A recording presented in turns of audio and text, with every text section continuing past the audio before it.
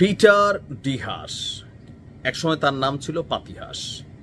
আওয়ামী লীগের নেতাকর্মীরা তাকে রাগটাগ করে পাতিহাস, রাজহাঁস অনেক নামকরণ দিয়েছিলেন। আওয়ামী লীগ সরকারের শাসনামলে বিএনপি এবং জামাতের কাছে পিটার ডি হাস ছিলেন ওয়ান কাইন্ড অফ ফেরেশতা টাইপের একজন ক্যারেক্টার।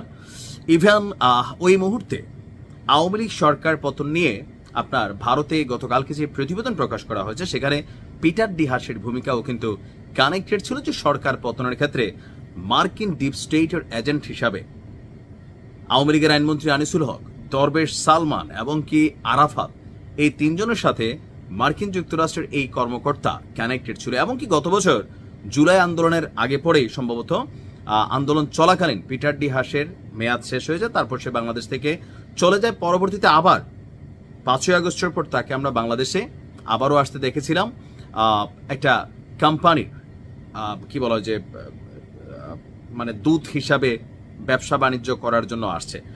তো এখন এই পিটার ডি হাস গতকালকে আবারও বাংলাদেশে আসছেন।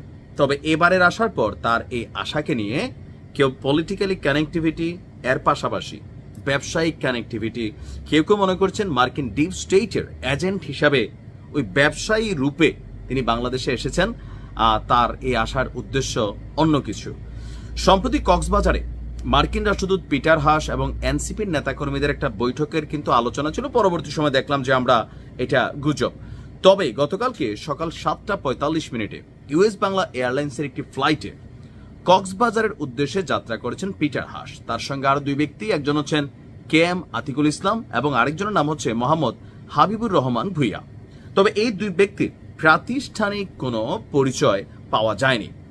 সংশ্লিষ্ট সূত্র বলছে তিনজনই বিমানবন্দর থেকে কক্সবাজার শহরের নুনিয়ার ছড়াস্ত BIWT এর ঘাট থেকে স্পিড বোটে তারা মহেশখালীতে যান। আর মহেশখালীতে পৌঁছার পর প্রতিনিধি দলটি কুতুবজুম ইউনিয়নে হোপ ফাউন্ডেশন এবং এক্সিলারেট এনার্জি কর্তৃক নির্মিত, যেখানে পিটার হাস চাকরিরত এখন হচ্ছে কোম্পানিটার নাম এক্সিলারেট এনার্জি, তো সেই কোম্পানি কর্তৃক নির্মিত আপনার এক্সিলারেট হোপ হসপিটাল সেটা পরিদর্শন করেছেন। আর হাসপাতালে প্রতিনিধি দলটি পৌঁছান নিশ্চিত করেছে মহেশখালী থানার ওসি মোহাম্মদ মঞ্জুরুল হক। এ সময় হোপ ফাউন্ডেশনের বাংলাদেশ কান্ট্রি ডিরেক্টর তাকে অভ্যর্থনা জানায়। এরপর খোঁজখবর নিয়ে তিনি এক্সিলারেটর LNG টার্মিনাল, যৌথ প্রযোজনায় যেই হাসপাতাল আছে, বৃক্ষরোপণ কর্মসূচি, অনেক কিছুই করেছেন। এবং কি সন্ধ্যা 6টায় আবার কক্সবাজার থেকে ফিরে এসেছেন। আর যদি আমরা দেখি এনসিপির সাথে তাদের কানেক্টিভিটি নিয়েও অনেকে প্রশ্ন তুলেছেন গেল কয়েকদিন আগে। এখন পিটার হাস আসলে বাংলাদেশে এই মুহূর্তে অবস্থান করছেন। এখন তার এই আগমনের কারণ কি, তার সম্পর্কে নানান মন্তব্য আছে। আমি কালকে নিউজটা দিয়েছি, যারা দেখেন নাই, যে ডিপ স্টেট এজেন্ট হিসাবে আওয়ামী লীগ সরকারের পতনের পেছনে আমেরিকার যে সর্বোচ্চ লেভেলের ভূমিকা, এটা পিটার ডি হাস। এমনকি গত আওয়ামী লীগ সরকারের শাসনামলের শেষ দিকে অনেক বিষয় আপনি দেখবেন যেখানে আওয়ামী লীগ সরকারের সাথে ঝামেলা ছিল, যেই দলের বা যেই সংগঠন সংস্থা, সেখানে আমেরিকার রাষ্ট্রদূত যাইতেন, ডাকতেন, কথা বলতেন, সরকারকে কিন্তু নানান ধরনের প্রেশারাইজড করেছিলেন।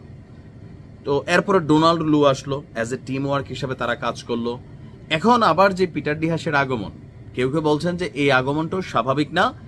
বেসিক্যালি আমেরিকার ডিপ স্টেট রাজনীতির একটা অংশ হচ্ছে, যেহেতু পিটার ডি হাসের সাথে এখানে পলিটিক্যাল কানেকশনগুলো খুবই কানেক্টেড, এমনকি তিনি অনেক কিছু জানেন, প্লাস তার জন্য ওই বাংলাদেশটা মোটামুটি নিজের দেশের মতনই, এখানে তার যে চ্যানেল আছে, সো এগুলা ব্যবহার করে বাংলাদেশের রাজনীতিতেও অনেকটা হস্তক্ষেপ করে। কেউ বলছেন যে ডক্টর ইউনূসের সরকারকে বেকায়দায় ফেলতে আসছেন, কেউ বলছেন যে না ভাই বিএনপিকে ক্ষমতায় নিতে আসছেন, কেউ বলছেন যে না আমেরিকার বর্তমান ইন্টারেস্ট হচ্ছে এনসিপি, সামহাও তাদের সাথে কোনো তলে তলে আসলে তার এই আসার উদ্দেশ্য নিয়ে নানান ধরনের গসিপ আছে, গ্যাস করতে পারি, বাট রিয়েলিটি হচ্ছে আমরা যা দেখি ঠিক তাই। তবে আমেরিকার ডিপ স্টেট যখন কাজ করে, এটা আপনার বোঝার উপায় নেই যে কই থেকে কই খেলা চলে। ভালো থাকুন।